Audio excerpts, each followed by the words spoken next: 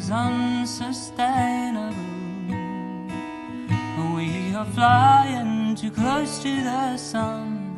Yeah.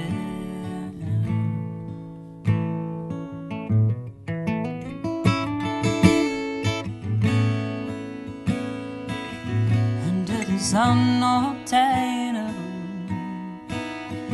This progress we try to achieve. Oh, who do we try to deceive? Hello and welcome to the Indie Tea Talk podcast. I'm Adam and this is Kitty, your host for a journey into indie music across the north of England. Tune in as we explore unique melodies, chat with talented artists and create a space where you can discover your favourite artists like never before. And if you're a new listener to the Indie Tea Talk podcast, please show your support by hitting that subscribe button. It's a real massive help to us, and not just us, but also to the amazing artists that we have on. Today, we're thrilled to have an immensely talented artist, Robin Torbitt, in the studio. Hello. Starting his musical journey at the tender age of 7, Robin has explored a wide range of sounds and styles, from traditional folk to experimenting with electric guitar. Graduating from York University in music and sound recording, Robin has continued to evolve as an artist, releasing EPs and full albums with a blend of organic folk. His recent accolades include winning the Milkmaid Folk Club Songwriting competition and performing at the Bury Folk Festival. Join us as we dive into Robin's diverse musical past, his creative process, and what his exciting new projects are. So please give a warm welcome to Robin Torbitt. Thank you. Thank you. Are you all right? Yeah, I'm all right. I feel like I wasn't meant to say hello there, but... No, it's fine. I liked it. Yeah. You threw me off. You really threw me off.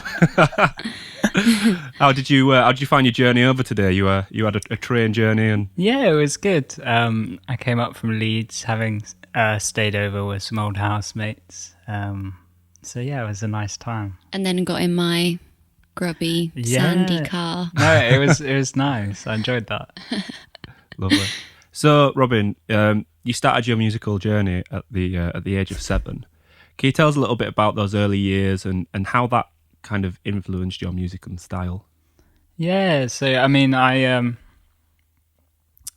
so it was in primary school. There was this guy who was sort of going around local schools, and he was sort of recruiting people to join this sort of young people's folk group. And yeah, we were just introduced to a sort of repertoire of a lot of like kind of 60s, 70s kind of popular folk, like Simon Garfunkel, kind of the Beatles, all sorts. And then a lot of like novelty songs, TV themes, just like fun stuff as well. And yeah, we'd go around, do little performances at, the guy who ran it, he had quite a big house, and we'd go and do like a strawberry tea in his garden. And that sounds like fun. I'd do that now. Yeah. Play in like old people's homes and churches and stuff. I did that, and then he was sort of involved in like a sort of traditional church choir, so I did like choral singing as well on the side. So yeah. Bit of everything. Yeah, bit of everything. It's quite varied. Yeah. So from your like folk groups to experimenting, like further down the line with more electric instrumentation, how do you think this diverse experience has shaped you as an artist?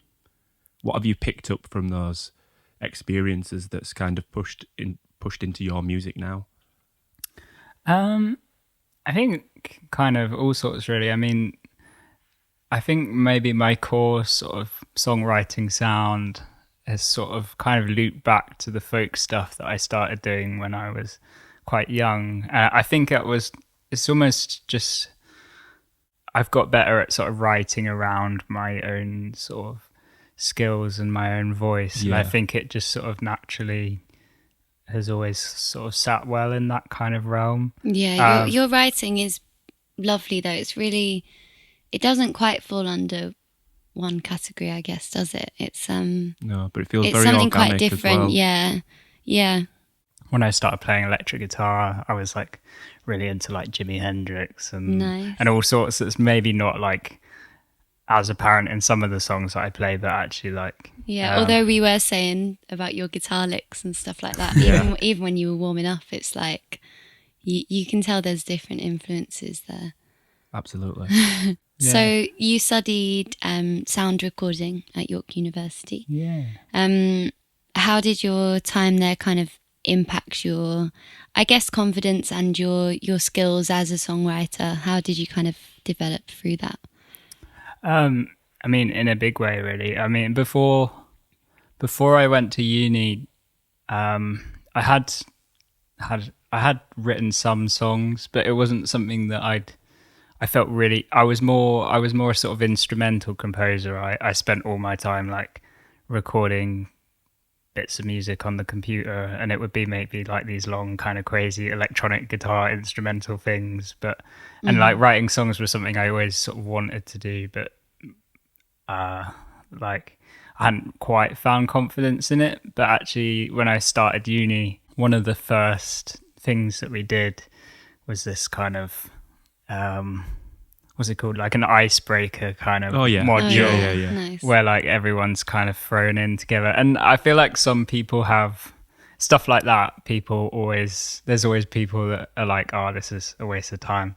But actually I think it was quite interesting as well, because we did it in like the heart of COVID, so it was quite weird with sort of navigating what stuff could and couldn't be done, and also probably quite a precious time for icebreakers, right? Like it's probably what you all needed. I mean I felt very blessed at that time to kind of be able, because the course was like fairly small, we actually had a bit more kind of freedom to kind of be in small groups, and that was kind of they just did a project on, it was just stuff around the theme of sort of distance and stuff, and I ended up in this sort of songwriting group, and I got together with a friend that I made, and I think that was actually really where I started to write stuff and think, actually that's quite nice and I'm quite pleased with it, and sort of from there I think I really started to build confidence. So. Oh, nice. It's interesting that you say that you started composing before you started writing songs, because you can really see how the words and the style of playing are intertwined, and they become.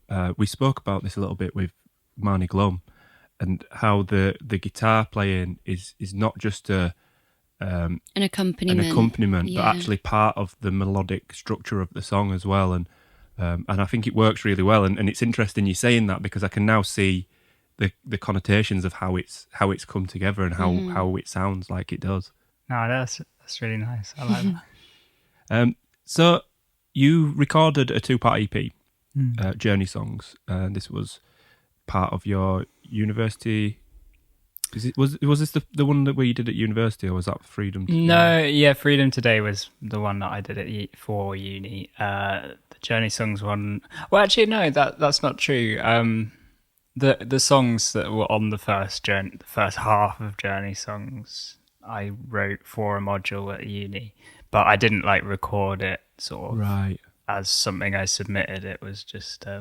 So they existed, but they weren't necessarily. They hadn't come to life just yet. What was the inspiration behind revisiting the stripped back 1970s folk inspired sound that you kind of captured in that? It's just something I liked a lot. I love like sort of Nick Drake, John Martin kind of, and that was quite nice because that was recorded by a friend of mine at uni. Whereas like all of my other stuff, I just it's very DIY. I record it all myself and produce it all myself. So I also think it's nice to sometimes have someone else, even if you know how to record yourself. Yeah, it's quite nice to have someone else record you, because you could. It's similar to, you know, we were saying earlier about, or you could always have one more take if it was just your own opinion, or you could always check. There's always something to change, isn't there? Whereas I think if you have someone else to bounce off that's recording you, you can kind of, I don't know, like you said, be like, I quite like this actually. It sounds quite nice, or you know, you can bounce off each other, and there's someone there to push you as well. You know, like, come on, you can do that better. So your album for university, Freedom Today, how is that different? And also, this is something I find really interesting. Again, we always come back to is how did you feel to use it as your dissertation project? How does that feel to write something for a dissertation project? Well, I guess I didn't try to think of it like that. I more tried to think of it, I'm gonna sort of do the best I can to make something I'm really happy with. And Yeah. And I think that was why it was like such a blessing to do it. It didn't feel like I was doing work a lot of the time. It was more the writing half of it that you feel like, oh, this is a bit of a slog.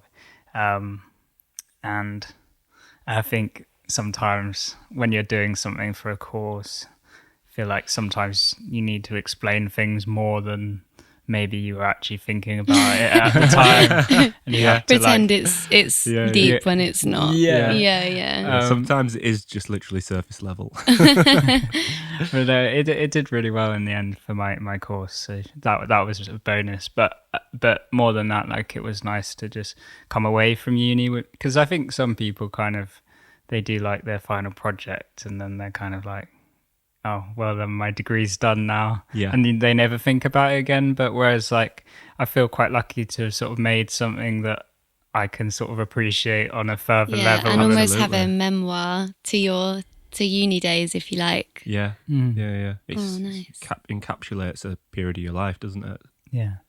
We always like to ask our artists to bring in a personification of their music in tea. So if your sound was a flavour or type of tea, what would it be and why? Okay, so... Oh, enter prop. It's back to front. Yeah. Oh. There you go. Even better. It's the classic. It's the classic. And I think my joke with this was that the Yorkshire tea is sort of a blend of ingredients that have come from different sources. Yeah. But it came together in Yorkshire, and the elephant in the room here is that I'm not actually a northerner. Oh no, you've tricked us all. I'm fake. I am from Suffolk. And yeah, so a lot of my music was written and it came together whilst I was in York.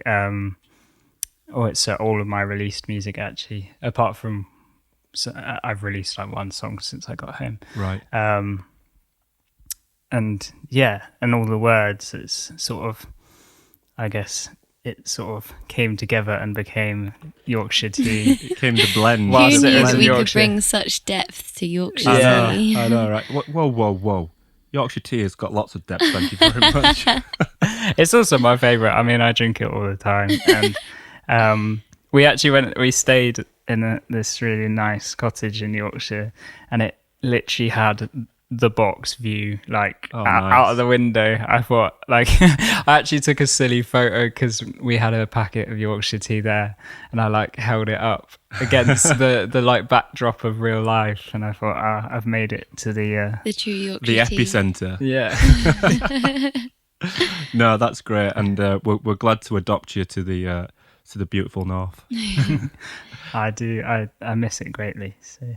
Well, it's good that we can bring you back up, and like we said, we really appreciate you making that journey. I do come up sort of whenever I can, really, to visit my friends. And also, we were chatting in the car that he's made a trip of it. So he was in Leeds yesterday, and he's going to York this evening. So perfect. We've brought you to the north and kept you here for I'm a few days. I'm also trapped an extra day because I booked my train ticket back for the wrong day. Oh no. Transportation's a nightmare. Well, I think it's about time we listen to your first live session. So what are you going to be gracing us with today? Do you want to give us a little bit of a introduction to it? Yeah, so the first song I played is called I Wish You'd Know. And that's on my album Freedom Today, but it's also a single on Spotify. So the album Freedom Today actually is only on like Bandcamp and my website as well. Yeah. I was sort of weighing up it's very hard to kind of get started with like streaming, and it's hard, I think, unless you've got lots of people listening.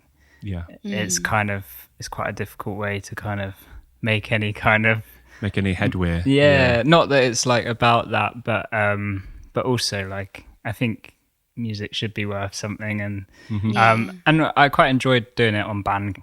I'm still kind of trying to decide whether I follow that route for the next one, because I think it allowed me to kind of really take time to make, because you can put all in these sort of extra things like extra sort of liner notes and things that just make it more personal, and images and stuff, a bit special, which I really enjoy.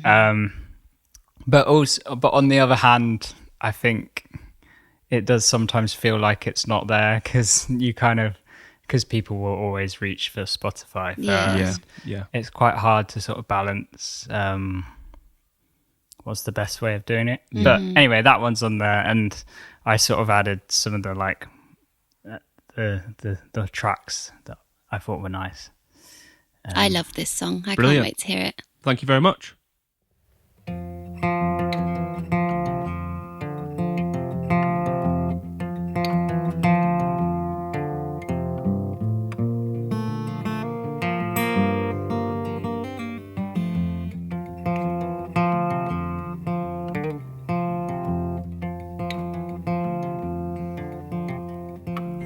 Slept well and 7 days long. The stress of this life is doing us wrong. How it hurts to see you feel this way.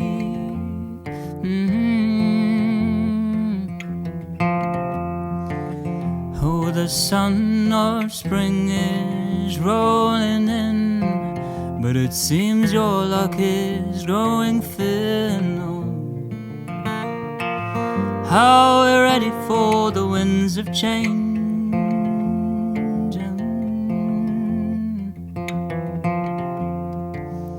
But I'm stuck here feeling powerless to save you. String together words in line I could throw you, to pull you in, safe, close to my heart. Oh, I wish you'd know how loved you are.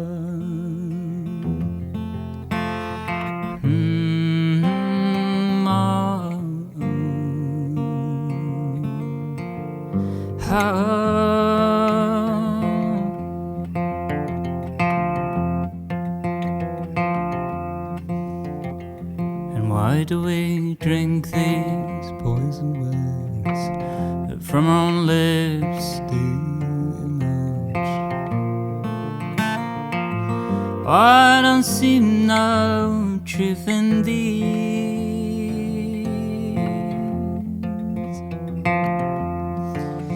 Oh, and why do we keep what we reap from the liar and the FIFA?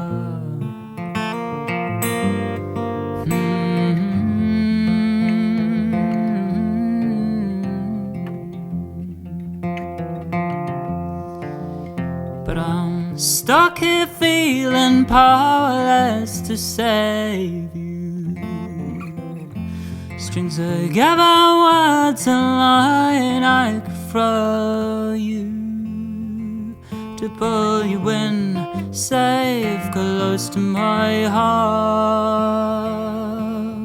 Oh, I wish you'd know how loved you are.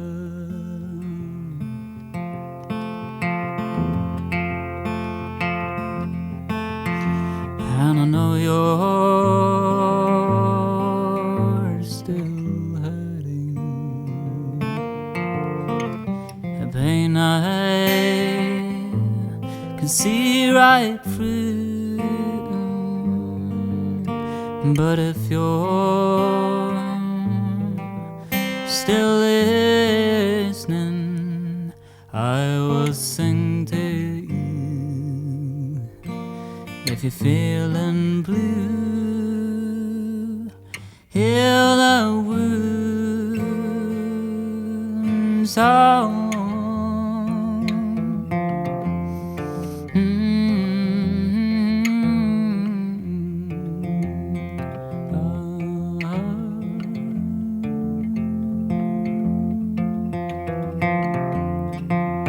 Oh, I wish you'd know how I loved you well.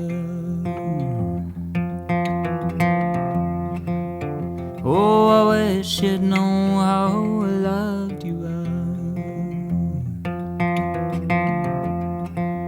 Oh, I wish you'd know how I loved you well.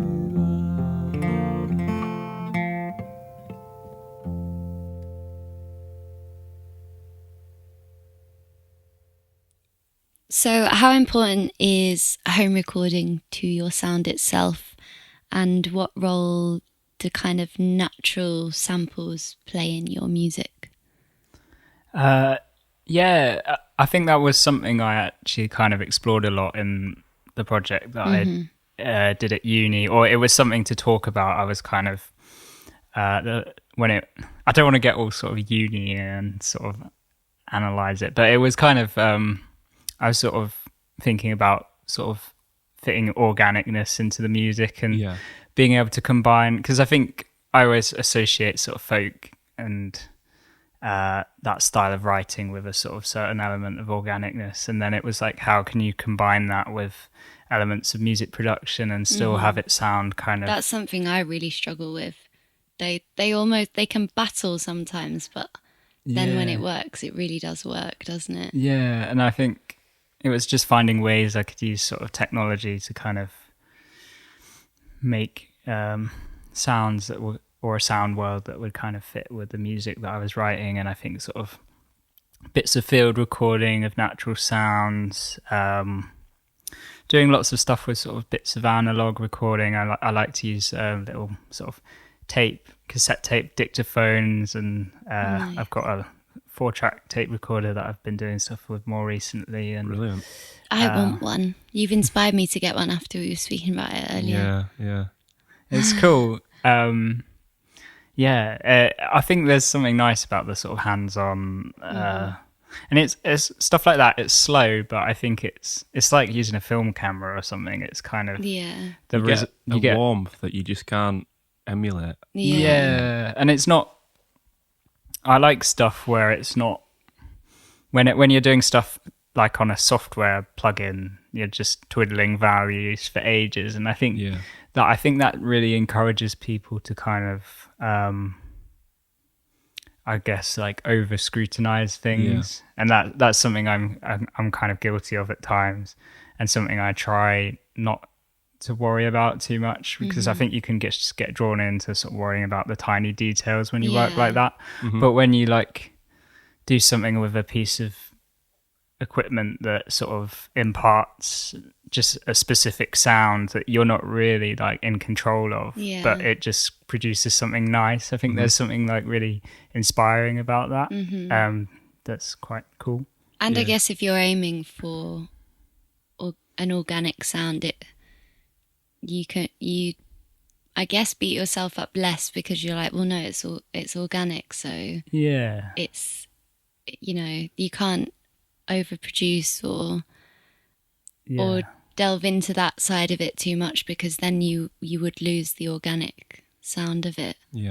I think home recording gives you the freedom to kind of do stuff like that. I mean, I feel like if you were like booked into studio for time, maybe people would have their certain way of miking things up and have a certain way of recording stuff as nicely as possible. Whereas like sometimes actually like when you're recording can be as trying to do something creative, I think the home environment is something that's quite nice. It's interesting, isn't it? I found that before with if I've been to a studio and done quite a high production of one of my songs I've made at home, I've played the kind of hi-fi one to friends, and they're like, oh, I don't really like that as much, and I'm like really excited about it because it's new and it sounds different.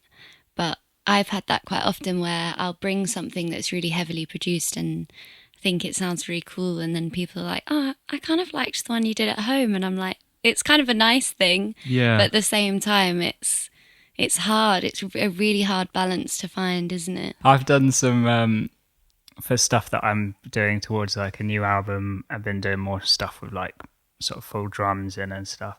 And I've got a good friend. He's actually doing the course that I did at York at the moment. Oh, nice. But I always make the most of him whenever he comes home. We've been recording like drums in all sorts. Like we did a track where I wanted to sort of do like a live recording. So we like tracked the guitar and the drums together in his conservatory, like live, which was awesome. And then we did some drums in his bedroom, and it's just really funny, like setting up a drum kit and like miking it up in a tiny room. I bet the neighbours loved you. Yeah. Oh, well, actually, we all live like in the middle of nowhere. Oh, thank God. So The dream. yeah, we've had many a very loud band rehearsal in the conservatory. So That's good. um, I think another, going back to the processing and evaluating and micromanaging plugins, one thing that I really like doing is turning the screen off when I'm listening, because you can get so focused on the little green lines or the where all the processing is happening on the screen that you can forget to concentrate on the actual sound. 100%. And I've always found that after I've listened to a song with the screen off, I feel like I've got a much better understanding of what I need to do, and that I can go in and deal with whatever issues or improvements or balancing things I want to deal with, then come back out and like just have like a separate sort of way of listening. Yeah, I really find that with recording vocals. I don't know if you're the same, especially to say that I guess you didn't record vocals before if you were making instrumentals, but I don't like looking at the screen when I'm recording vocals because it makes me, I kind of watch it and I'm like knowing when to come in because I'm looking at the sound waves. So I'm really, I know when to come in because I wrote the song. Do you know what I mean? You can fall into that easily. Yeah, maybe something that's got sort of a bit lost as we've sort of moved towards a more sort of digital way of recording, I think. I think you're absolutely right, yeah. So you collaborated with Abby Blake, I believe, to write Aurora? Yeah, well, actually, I wrote it and then she's one of my really good friends and just invited her around and then she had some backing vocals and we sort of just layered them up and recorded them together. So collaborating with Abby, how did that kind of come about? And Adam has also noticed that you collaborated with James Torbitt. Is he related to you? And what was it like working with them on the track? Yeah, so James is my younger brother. He was in a band called Outbound, and they were actually my when I was studying at uni, they were releasing their own music. It's like a 4-piece rock band, and I was sort of mixing it, and I was getting sort of marked on some of that for some they were modules. Your uni guinea yeah. And then they were releasing it, so it was this nice sort of symbiotic thing. And Freddie, who I mentioned on drums, I didn't mention his name, but he was the drummer in the band with James. So I have this pinched him. Yeah, I have this nice relationship with all of them, and it's been fun sort of making music, but also with them and also helping them make music. So I think that was sort of how that all came about. Nice that your brother's musical as well. It's yeah. Nice that you can both kind of learn together with it. He's up in Newcastle, so nice. we've both headed up north for uni, which is nice. Good choice. And then and then Abby was a really good friend from school. So nice, awesome. So we mentioned in the introduction about you winning the Milkmaid Folk Club songwriting competition and also performing at the Bury Folk Festival. How have these achievements impacted your musical career? What have they meant to you, and have they helped you to go on to do any other things? Yeah, I think they've just given me confidence, really. I mean, so it's been kind of interesting, sort of finishing uni, coming back home, and just trying to, because I really want to pursue my music and write songs and perform them. So it's just sort of finding my way in that world, which is a bit scary and terrifying.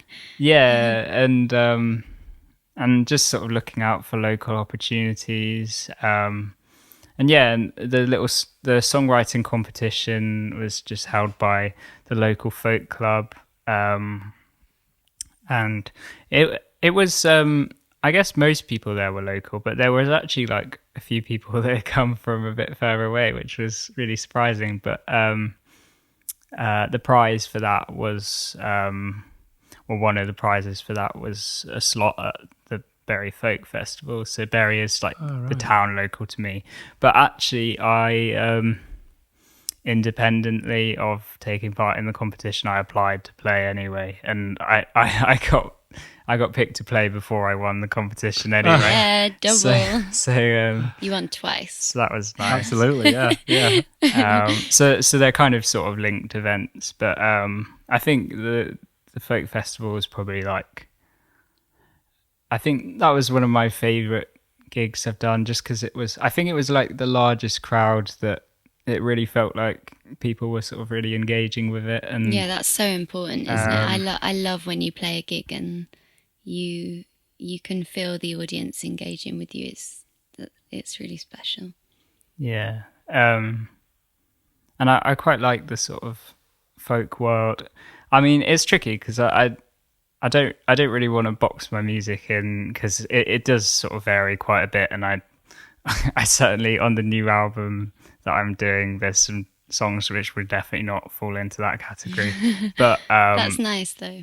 But I like in that sort of world that it just seems like people are very friendly, and it's not it doesn't really feel as sort of competitive as like I agree. some parts of the music industry that yeah I also feel like within folk as well, people, if they see someone that they think is amazing, they're not jealous of them, they're inspired by them and want to they even collaborate, you know what I mean? Like, it's so common within folk music for people to just collaborate with anyone and everyone, and there's not really any boundaries with that. And I get what you mean, that there's less competition. It doesn't seem like that, which is nice.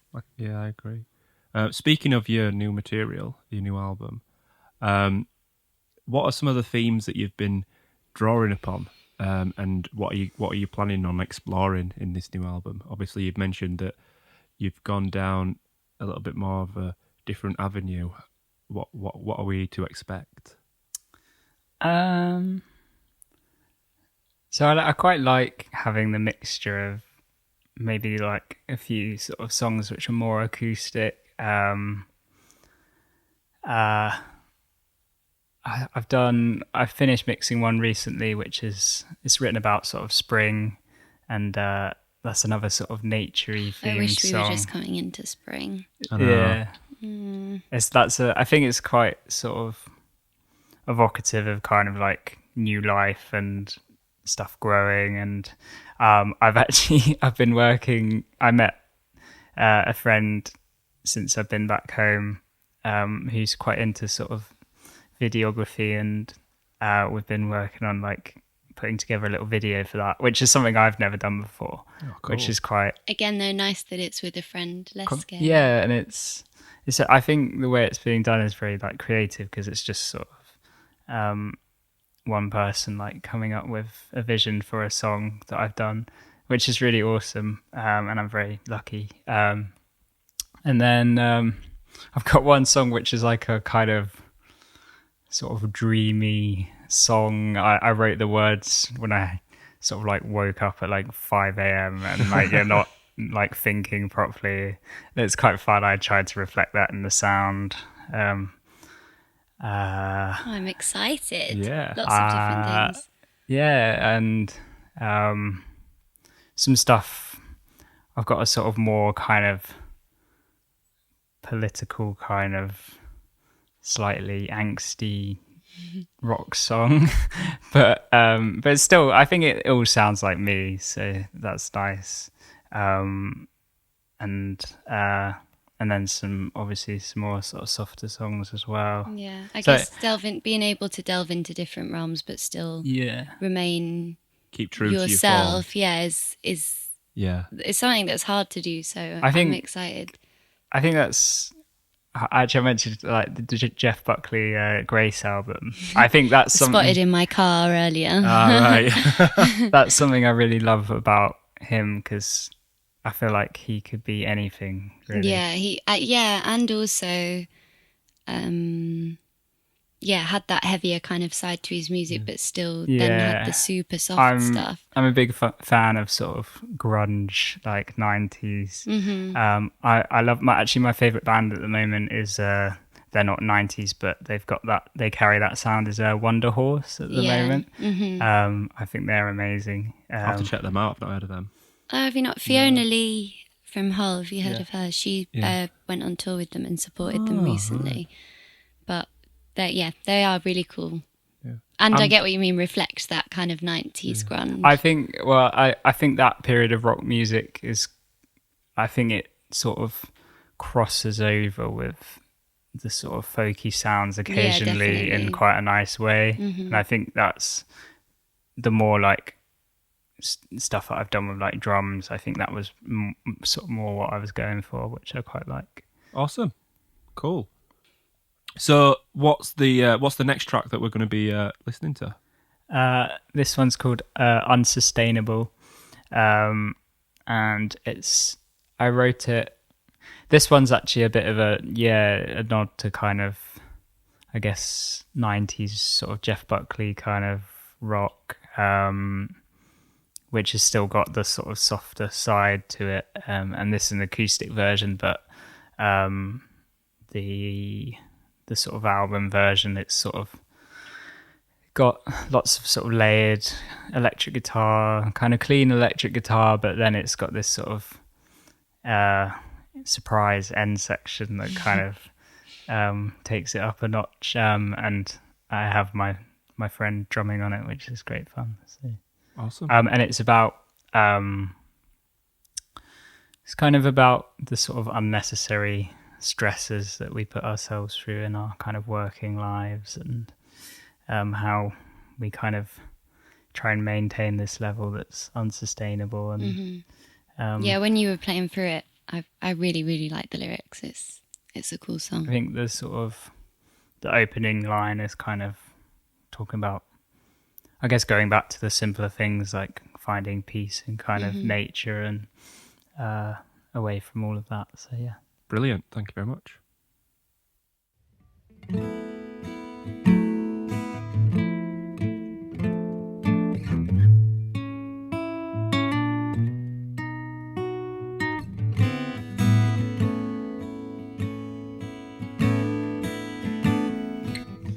Sit here and wait for a while. Nature's out of stray, and you'll be free. Ooh. Not sure I've been riding all these miles with heaviness all in my heart. When we move too fast, and it is unsustainable. We are flying too close to the sun,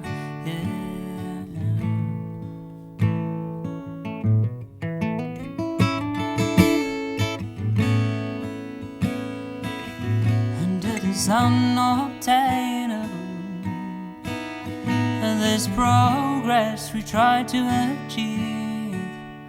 Oh, who do we try to deceive? Ourselves.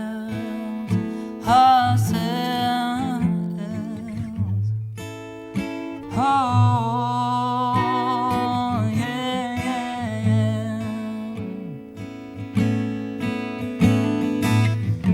Though I and my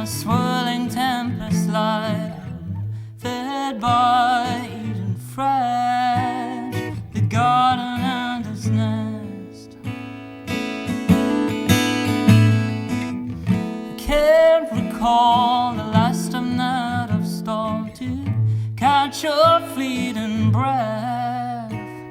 This life is bringing my death, and it is unsustainable. Oh, we are flying too close to the sun, yeah.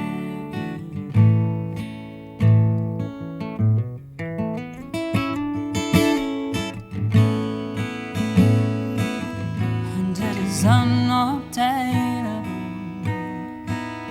This progress we try to achieve. Oh, who do we try to deceive? Yeah.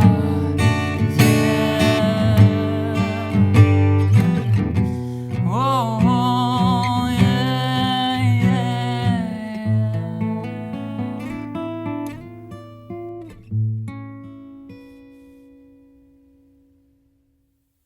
So, we're just about getting towards the end of the episode, unfortunately. But just before we finish off, we've got a couple of additional quick fire questions for you. So, what's the most unusual or surprising thing you've ever used as a musical instrument while recording? I used a pair of scissors the other day. I love that. Absolutely perfect. As soon as I asked that question, for some reason, George, who's our beloved cameraman, just turned around and gave me a really funny look, like like it were going to be some sort of sordid answer. George really wants to know what you used the scissors for. Oh, it was just like a sort of rhythmic kind of click thing. I put lots of delay and reverb on it. It sounded quite cool. Are you happy now? George was obsessed with the scissors. Absolutely. So if you could have any superpower to help you with your music career, what would it be and why? I think more arms. More arms. That's amazing. That is amazing. What an answer. I was thinking being able to brainwash people would be a great... You will like my music. My first thought was carrying equipment. Like if you had this pop-up box that would just be this big, and then you'd get to a gig and press. Is that like the? Have you seen the spin-off from Harry Potter, the Wonderful Beast, Magical Beast, and Where to Find Him? Oh yeah, he's got that bag that he climbs into. Oh yeah, exactly like that. Exactly like that. And then it would all just pop out, and it would be light as anything. Mary Poppins. Yeah. Yeah, I was more thinking I suppose, of Mary Poppins. That's probably a better answer. Yeah. Never mind. And I think I got the name of the film wrong too. What's the strangest fan encounter you've ever had? A fan encounter? Yeah. I have like a desk fan. You're on point today, aren't you? I love how you found it so funny at the idea that you have a fan. I am a fan. You've got two fans in here. It's the strangest fan encounter getting into my Sandy car today. Yeah. A fan picking you up from a train station. Well, actually, I was talking to you about and I met Adam doing this little folk festival in Filey. Yeah. And I think it was one of those ones where you never know kind of who's listening, because I played that set and I thought no one was really listening. Adam, you're the strangest encounter. And then I am quite strange. I've had the absolute pleasure of coming here and recording this. Thank you. Oh, nice. So I think things are sort of meant to be sometimes. Absolutely. So I think that's my magical fan encounter. Amazing. So how can we find your musical creations? Where are your social medias, websites? What do we look for? So I have a website called robintorbittmusic.com without any spaces. I don't know if that even matters anymore. I don't Google it. I don't think there's many people with my name, so it'll probably come up, and that will have links to everything. My name Torbitt is Torbi and then 2 T's. It's a bit weird. Double T.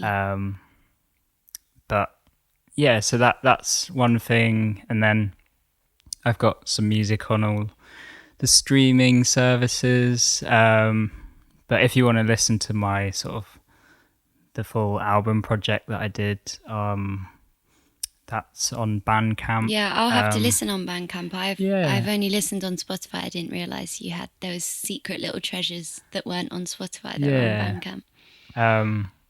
So yeah, you can check that out there.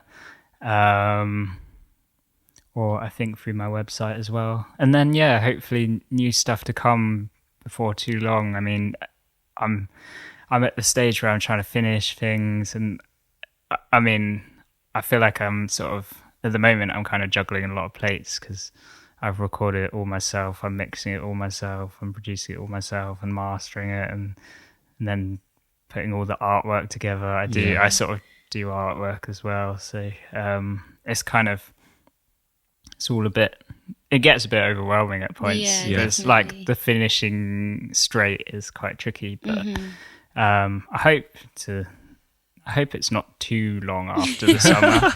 If I hope it's not too long. We've heard all about it. If I get it out in September, then it's kind of a year on from the last one I put out. So I think that's pretty good. Do it, yeah. So yeah, that's kind of what I'm aiming for. The trouble is I always get close to finishing something and then I start something new.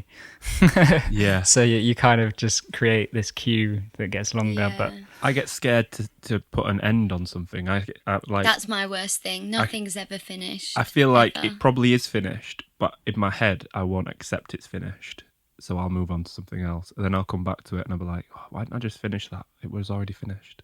You know, I just do that tiny little bit that needed to be done, and it'd have it's a thing off my mind, you know. So you're also on Instagram, yeah, that's Facebook, Spotify. Yeah, Facebook is kind of a bit more casual. That's kind of, I guess, there's some of the stuff from Instagram goes on there, but I guess I put more stuff on this. But I'm not the best at social media. I mean, Preaching to the choir. I do try sometimes, but it's not something that comes naturally to me. No, me either. It's hard and scary. Cool. But yeah, do follow me on Instagram if you want. I promise I'll post something.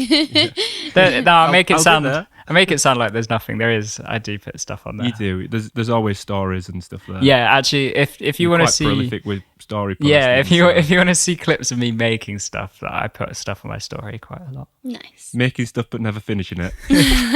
Hit up my stories. Awesome. Well, that wraps up another episode of Indie Tea Talk. Thanks, so much for popping over. And thank you to everybody that's listened again today. Please remember to like, follow and subscribe all of Robin's stuff. And if you could do us the great privilege of hitting that subscribe button for us too, that'd be great. Like I said at the beginning, it makes a massive difference to us being able to help put out all our content for the amazing artists that come onto our podcast. Until next time, thank you very much. Thank you. Thank you.